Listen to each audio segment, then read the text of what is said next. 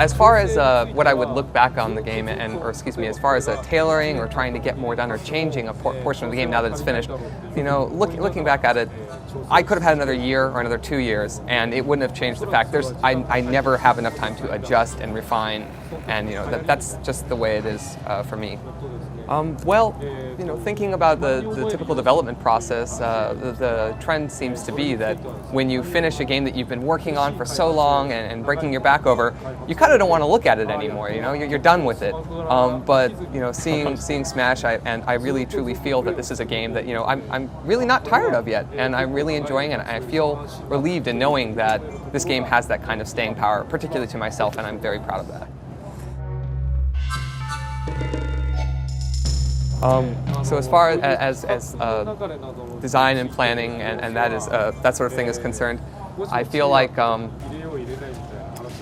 anything I've considered, I'm probably going to think about again or if another game was to come out in the series, and so I'd like to kind of keep a lid on that for now and not disclose anything I've been thinking about there.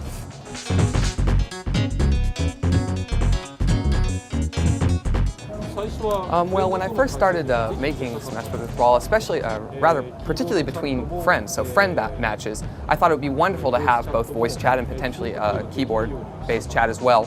But there are all sorts of rules and regulations regarding this kind of communication, especially working on the platform on which I'm working. And so, it was apparent to me that it just couldn't come together. We weren't going to be able to do it, and so we decided to cancel that.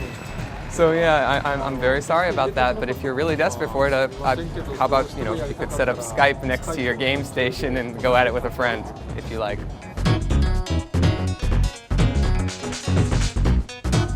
So as far as just sort of thinking about the character list, adding characters from other series and from other worlds, really, so from outside the Nintendo world, is an incredibly difficult process. In some ways, it's more difficult than just building a game from the ground up, because you're really trying to make everything match. And in some ways that creates a limitation. I hope that people can understand that that's one of the reasons that's the reason we can't include more characters from outside the Nintendo world. And of course, I believe that when you increase the number of worlds, you're also increasing the number of people that could potentially enjoy that, the video game and the different series that you're putting in there. But that does present a problem, because having these non-traditional, non-Nintendo characters in the game, even with just Snake and Sonic, has resulted in a number of people who do dissent in seeing these characters put into the Smash series. And so it's not a simple matter of just simply adding as many new worlds and new characters from different games as possible. You can't be careless in doing that sort of thing. You need to be careful. And so even within, internally and externally, there have been people that have raised objections to it, and so that's another reason.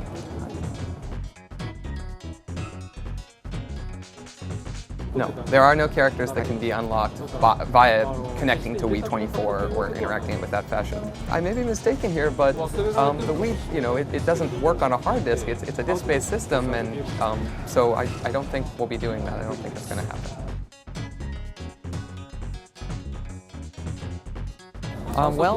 The series has already come 3 iterations, and so I can't certainly say with 100% confidence that there won't be any additional Smashes or Smash games ever. But at the same time, I'd really like to note that I feel like with this current game, with Brawl, there are already so many modes and so much to do that it's really hard to exhaust what you can do with this game, and that I'm really against the idea of merely creating a sequel that would add modes or increase the number of characters in the roster. All those sort of things that just simply fatten up the game are something I'd like to avoid if a sequel ever came out.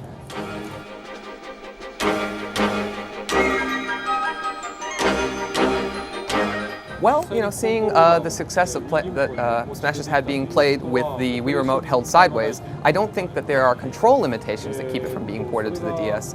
But I personally have no plans to do this myself, and if in the future such a thing was to be planned, it would be up to Nintendo to decide how and when and in what way they would like to implement that sort of, to create that sort of game.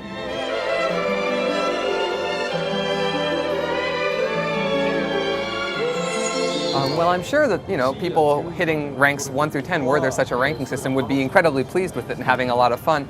But it's not all fun for everyone involved per se.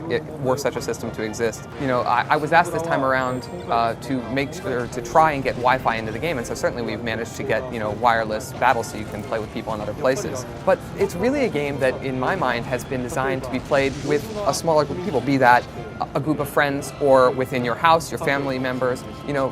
Being in those, competing in those small circles and not really worrying so much about winning and losing so much as the process that gets you there and enjoying it is where the fun should hopefully be for a lot of people. And it can also be kind of trying and painful for some people who want to be the top. They think they're really good at Smash, and then they look at their online ranking and they're the 100,000th best Smash player.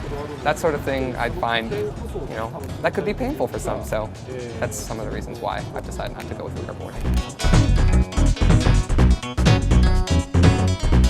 When thinking about this game and when realizing that we were going to do Wi-Fi, we had to think a lot about the whole idea of net communication, communicating over the internet, and understanding that when we were doing this, one of the things that we paid a lot of attention to was the fact that there are a lot of unpleasant experiences to be had out there, be that being insulted over the internet or that sort of thing, and it's one thing if you're used to it. If you're playing a first-person shooter online with 16 people and these guys and they're trading things back and forth and yelling at each other, that's all well and good. But when you've got new people, and one thing I've aimed to do is really to bring new people into the fold, and if this is their first online experience, I want it to be a pleasant one. I want to dodge and avoid those kind of situations that could make the whole experience online psychologically damaging or unpleasant. So that's one of the reasons we've decided to not include that feature.